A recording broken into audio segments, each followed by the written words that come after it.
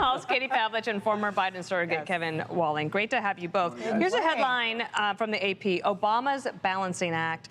Obama's dilemma, balancing Democrats' worry about Biden and maintaining influence with the president. And then a close friend of Biden said this, Kevin. I want to get your take on it. Now, this is a close friend of Biden. He says his choice is to be one of history's heroes or to be sure of the fact that there will never be a Biden presidential library. I pray that he does the right thing. He's headed that way. So that's his friend basically saying he should do the right thing by withdrawing. But his campaign manager's just on TV 20 minutes ago saying, no, they're full steam ahead. Yeah, I watched bits of that interview with Jen O'Malley Dillon, who was talking about their field campaign, the fact that they have knocked over 100,000 doors just this past week. So they're focused on that kind of messaging.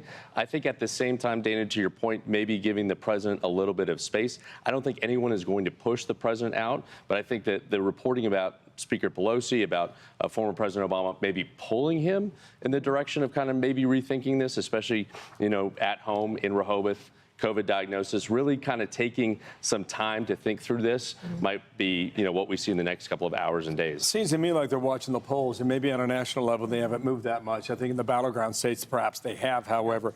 And what she said, that the movement has been little since the debate. Right. And I think maybe a decision comes down to that.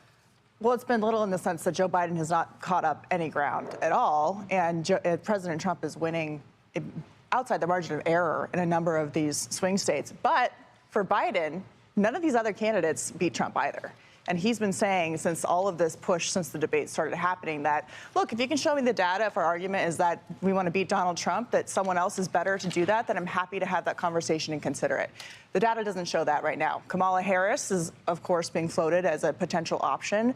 Logistically, this is a complete nightmare for the Democrats. She's the only one who can actually take over the campaign funds while you have all this talk that she can't be the nominee. There wants to be this open convention and a fight, which really begs the question, if she's not qualified to be the nominee, then why is she qualified to be the vice president, ultimately could be the president in that position? So I think they're actually being very unfair to President Biden. There are reports that Joe Biden and former President Barack Obama haven't spoken since the debate, that relationship has been very frayed.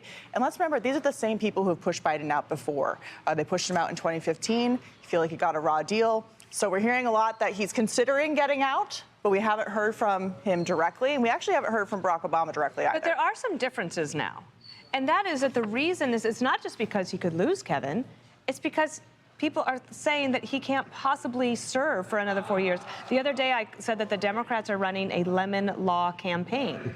They know that this is a faulty product, that it won't be able to get off the lot, and yet they're asking Democrats to go knock on doors and to donate their money and to get ready to vote for somebody that they know is not going to be able to do, and might not even be capable of doing it now. Yeah, Dana, and we see that reflected in the polls. You know, I'm a Biden guy. You know, I love the guy. I was probably one of the only millennials to support him in the primary in 2020, knocking on doors in Iowa and in New Hampshire. So this is tough for me, right, personally, seeing this play out.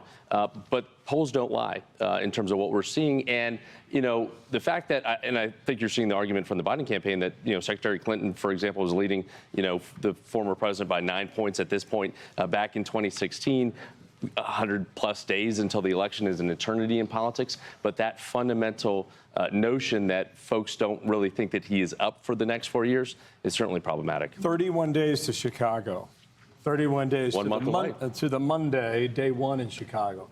That's a lot to figure out, and what will be a very compressed 4 weeks' time. Well, for Democrats, they've had a really hard time keeping their coalition together, whether it's people not being enthused to go out to vote for Joe Biden, or whether it's that Donald Trump is peeling off voters in the coalitions that are typically voting for Democrats. And now they have this problem where they have to figure out, A, if they're going to unify against a single candidate, they have to make that decision. Then there's logistics of the lawsuits that will inevitably come when they try to transfer all of this money.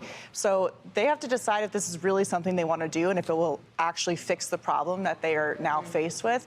And it's a big risk. I mean, are the American people really going to buy that, oh, all of a sudden Joe Biden wasn't capable after the debate, even though people could see this for certainly over the past 6 months, but the last couple of years. Now, all of a sudden, they just want to plug in a new nominee. And also, Democratic voters are saying, aren't we the party of democracy? You're just going to rip this nomination away from him. And Biden's the one who has to give up his delegates. They can't take that away from him. I'm here for it all.